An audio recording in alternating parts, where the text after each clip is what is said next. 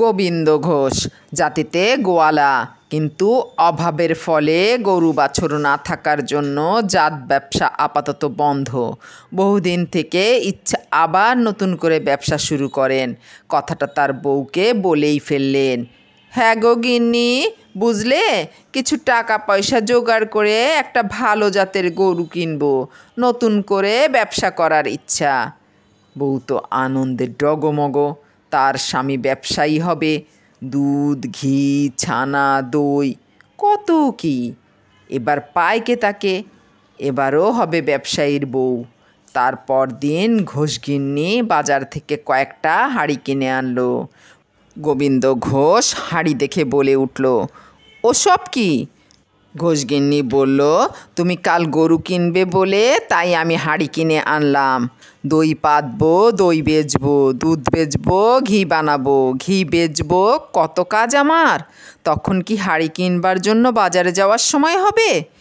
এ কি গিন্নি, এটো ভাঁড়টি কিসের?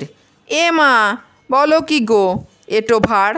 আমার ছোট প্রাণের বোন একটু ননি চেয়েছে, তার ননি খাওয়ার বহুদিনের শখ। তা তুমি গরু কিনবে কি না, তাই তো কথাটা ওর কানে যেতেই ভাঁড়টি দিয়ে দিল। গিন্নি বলল।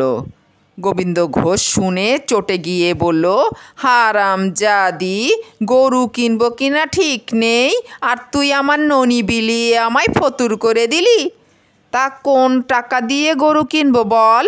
এই বলে বউকে দুঘা উত্তম মাধ্যম দিল। গোপাল পথ দিয়ে যাচ্ছিল। চিৎকার চেঁচামেচি হৈ হৈ শব্দে ঘোষবাড়ির ভেতর ঢুকে পড়ল।